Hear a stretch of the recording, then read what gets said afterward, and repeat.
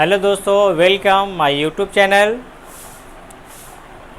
आज हमारा टॉपिक है प्रकाश का परावर्तन, रिफ्लेक्शन ऑफ लाइट। आज हम लोग पढ़ेंगे प्रकाश का परावर्तन मतलब रिफ्लेक्शन ऑफ लाइट।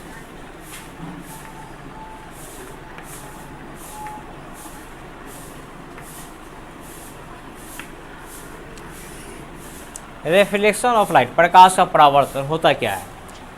परावर्तन का मतलब होता है किसी चीज़ को किसी से टकराकर वापस लौटना। जैसे अगर हम क्रिकेट मैच खेलते हैं और टेनिस गेंद होता है, उसको किसी दीवार पे मारते हैं तो वो टकराकर फिर से हमारे पास वापस आता है। ठीक ऐसे ही प्रकाश भी है, अलग अलग वस्तुओं से टकराकर वापस लौटती है।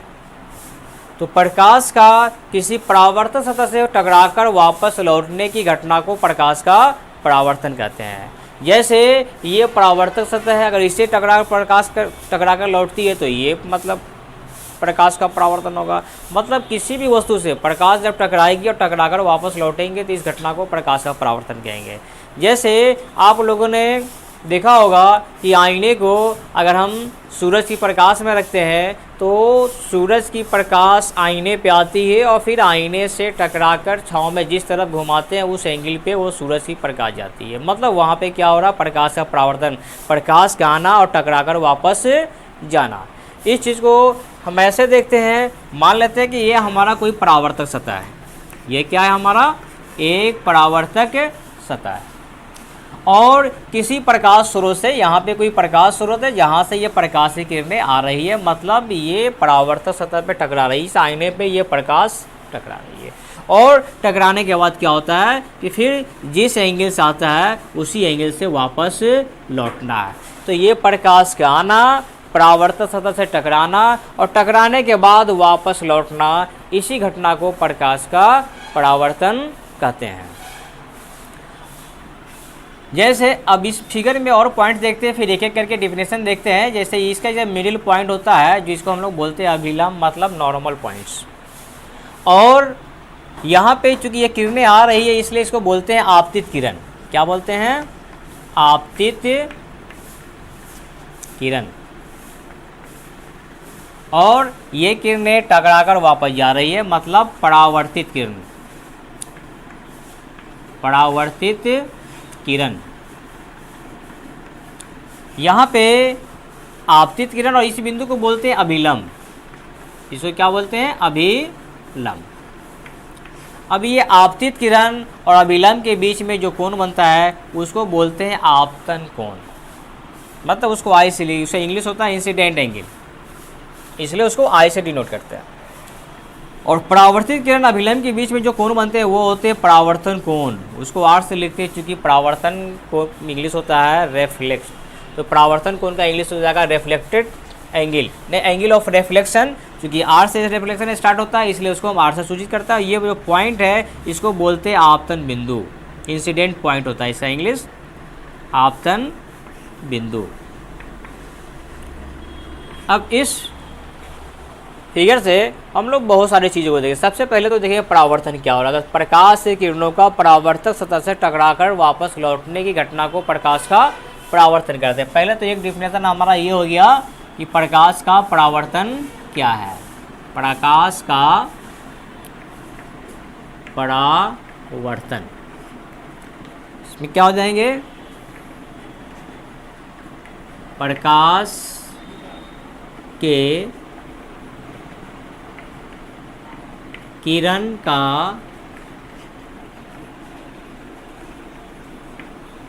किसी परावर्तक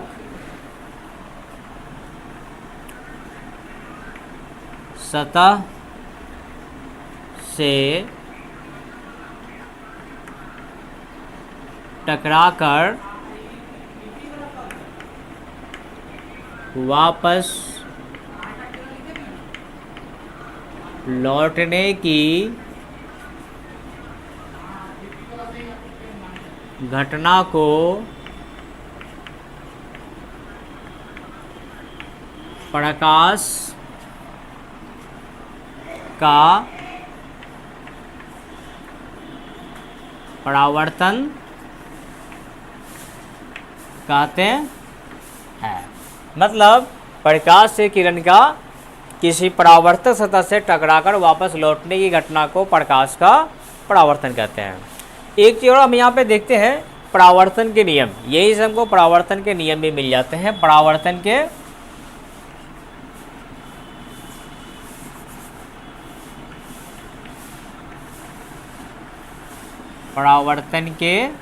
नियम। इसका जो पहला नियम होता है, क्या होता है, ये आपतित किरण है ना, ये परावर्तित किरण और ये अभिलंब तीनों एक ही बिंदु पे है। यहाँ देख सकते हैं, ये है आपतित किरण और ये है परावर्तित किरण, ये दोनों एक ही बिंदु पे है ना, और ये अभिलंब। तो ये आपतित किरण, परावर्तित किरण और अभिलंब तीनों एक ही बिंदु पे होते हैं, मतलब तीनों एक ही समतल में होते हैं। तो हमारा पहला नियम हो जाएगा, आपतित किरण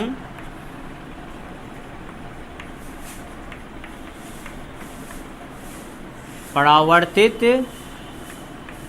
किरण और आपतन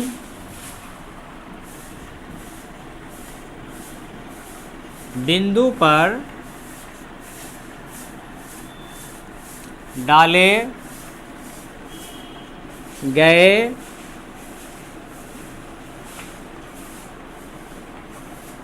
अभिलंब तीनों एक ही समतल में होते हैं। जैसा कि आप यहाँ फिगर में भी देख सकते हैं, मैंने क्या लिखा, आपतित किरण, आपतित किरण, फिर मैंने लिखा परावर्तित किरण, परावर्तित किरण, फिर आपतन बिंदु पे डाले गए अभिलंब, ये आपतन बिंदु है, इस पे डाले गए अभिलंब, तीनों एक ही समतल में होते हैं, एक ही बिंदु पे होते हैं, मतलब एक ही समतल में होते हैं। इसका दूसरा नियम होता है, यहाँ पे जो लिखे ये आपतन कोण, आई जो लिखे आपतन कोण के लिए, किसके लिए लिखे, आपतन कोण, मतलब इंसिडेंट एंगल या एंगल ऑफ इंसिडेंट, और आर लिखे परावर्तन कोण के लिए, परावर्तन कोण मतलब एंगल ऑफ रिफ्लेक्शन के लिए। तो ये दोनों कोण हर हाल में हमेशा बराबर होता है, मतलब आपतन कोण जितने डिग्री का होगा परावर्तन कोण भी उतने ही डिग्री का होगा, मतलब आपतन कोण परावर्तन कोण के बराबर होता है। तो परावर्तन के हमारा दूसरा नियम हो गया, आपतन कोण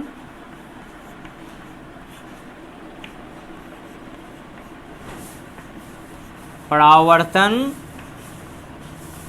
कोण के बराबर होता है। तो यहाँ पे इसके साथ ही साथ आपतित किरण क्या है, तो जो किरणें परावर्तक सतह से टकराती है उसे हम आपतित किरण कहेंगे। परावर्तित किरण क्या है, तो परावर्तन के बाद मतलब आपतित किरण किसी परावर्तक सतह से टकराकर जब लौटती है तो इस लौटती हुई किरण को परावर्तित किरण कहेंगे।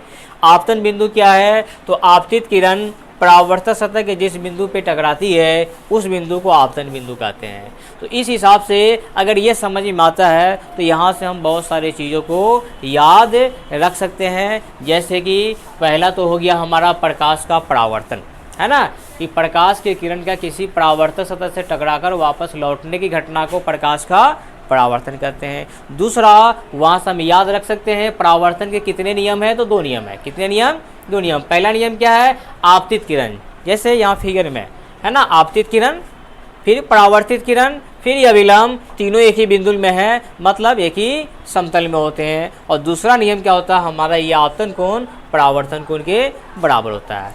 मतलब ये कोण बराबर होने का मतलब ये है कि अगर किरणें ये इस पॉइंट पे अगर आपतित होती है तो जितने के एंगल से आएगी उतने ही के एंगल से जाएगी। अगर इसको हम और नज़दीक लाएंगे तो ये और ऐसे नज़दीक जाएगा, और नज़दीक लाएंगे तो और नज़दीक जाएगा, और अगर इसी पॉइंट पे लाएंगे तो फिर इसी पॉइंट पे ये वापस होगा।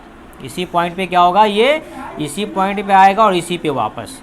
तो ये पहली किरण इस एंगल से आया तो फिर उतने ही का एंगल, दूसरी किरण ने एंगल कम कर दिए तो फिर इसका भी एंगल कम, तीसरे का एंगल कम किया इसका भी एंगल कम। मतलब जैसे जैसे कोण का मान बदलेगा वैसे ही वैसे आपतित किरण जिस दिशा में आ रही है तो इसके जो कोण का मान जितना होगा उसी कोण के हिसाब से परावर्तित किरणें की दिशा भी बदलती चली जाएगी।